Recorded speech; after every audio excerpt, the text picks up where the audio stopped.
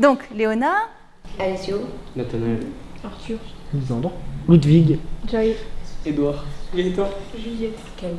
on a imaginé un moment spécial autour du thème de la paix. Parce que, bon, déjà, on se rend compte que dans notre monde, la paix, c'est quand même un gros sujet. Hein, en ce moment, notamment avec l'Ukraine, avec le Moyen-Orient, voilà, il y a beaucoup de sujets tendus avec ça. Et il y a aussi une dimension de la paix par rapport à notre environnement. On voit le mot crise, ça peut s'appliquer aussi à la crise écologique, il y a de la crise économique. Voilà, on voit des phénomènes de tension et ça a un impact aussi sur notre paix intérieure. La jeune femme qui anime cet atelier fait partie des missionnaires qui consacrent toute une semaine à transmettre la bonne parole aux habitants de Rosheim.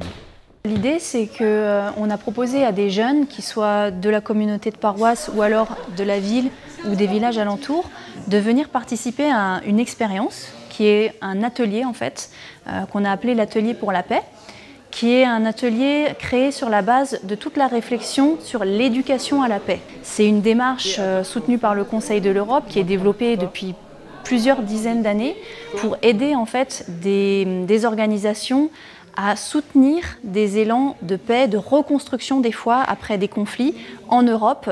Vous imaginez que vous devez prendre le train et que vous allez être en voyage pendant une semaine entière. Vous allez partager avec 3 autres personnes votre wagon. Et dans la liste de personnes qu'il y a sur la feuille, vous allez tout seul déjà décider quelles sont les 3 personnes avec qui vous aimeriez vraiment bien voyager et les 3 autres personnes avec qui ça risque de coincer pour vous. La première partie de l'exercice est individuelle. La suite se fait par groupe de 3 ou 4. Chacun énonce les personnes avec lesquelles ils sont prêts à voyager. Un joueur d'accordéon aveugle qui vient d'Autriche et un boxeur de Belfast qui va à un match de foot. Et du coup, j'ai choisi une jeune artiste transgenre atteinte du sida, parce que pour son parcours de transition et la vie avec la maladie, ça peut être ultra intéressant. Une femme africaine qui vend ses produits en cuir, et j'ai pris un agriculteur français transportant un panier de fromage d'Oran. Vient ensuite ceux avec lesquels on ne veut pas voyager. Un skinhead manifestement sous les effets de l'alcool et un agriculteur français transportait un panier plein de fromage d'Oran. Moi, je refuse de voyager avec le trader suisse, qu'il soit au belge mental, que ce soit un trader, ça peut être très vite compliqué. Parler d'argent tout le temps, ça peut être chiant. Moi, j'ai pris une femme humaine d'une quarantaine d'années avec un bébé d'1 an dans les bras, parce qu'un bébé d'1 an, c'est chiant. Après, il y aura un moment où vous devrez trouver ce qu'on appelle un consensus, ça veut dire la même chose, là, une chose qui correspond au groupe, une réponse. Donc, 3 personnes avec qui toutes les personnes du groupe seraient d'accord de voyager et 3 personnes avec qui tout le groupe ne serait pas d'accord de voyager. Les groupes ont ensuite 15 minutes pour se mettre d'accord. Après, en somme, je veux bien n'importe qui, même le DJ italien, je veux bien faire des concessions. Les 2 autres, pas du tout. Le résultat est mis en commun. On aurait choisi un DJ italien qui a l'air pas aux as. Parce que il peut mettre de la bonne ambiance. Et les personnes avec qui tu n'aimerais pas voyager? Une jeune artiste transgenre atteinte du sida, parce qu'on a peur qu'elle nous transmette sa maladie.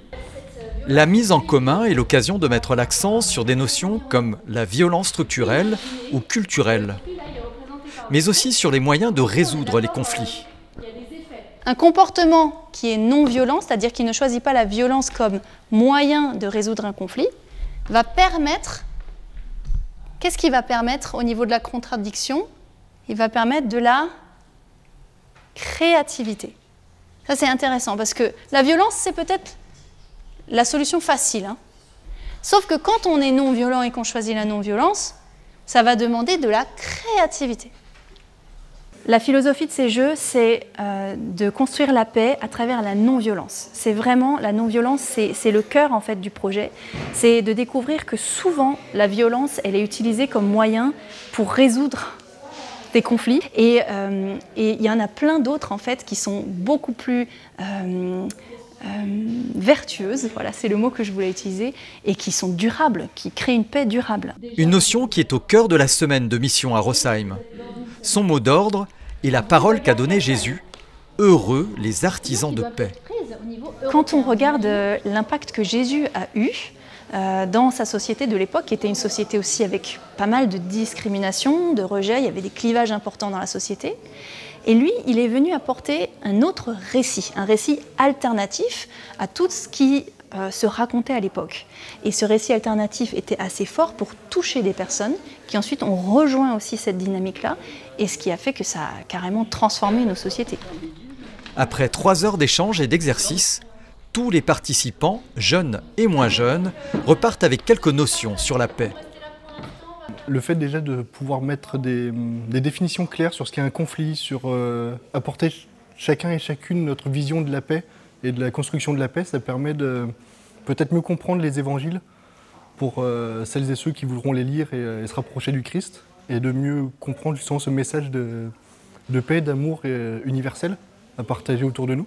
C'est important qu'il y ait de la paix dans le monde pour que tout fonctionne correctement. Ouais. Et alors c'est simple qu'il y ait la paix dans le monde? Non, parce qu'il faut que tout le monde soit d'accord. Surtout que là, on a fait à l'échelle, on était petit, enfin on n'était pas à grand monde. Si c'est avec des pays, ça doit être très compliqué. C'est intéressant parce qu'on peut communiquer avec d'autres gens. Enfin, on essaie de se comprendre, chacun donne son opinion et c'est intéressant. Tous ont été invités le soir même à une marche pour la paix à travers le village.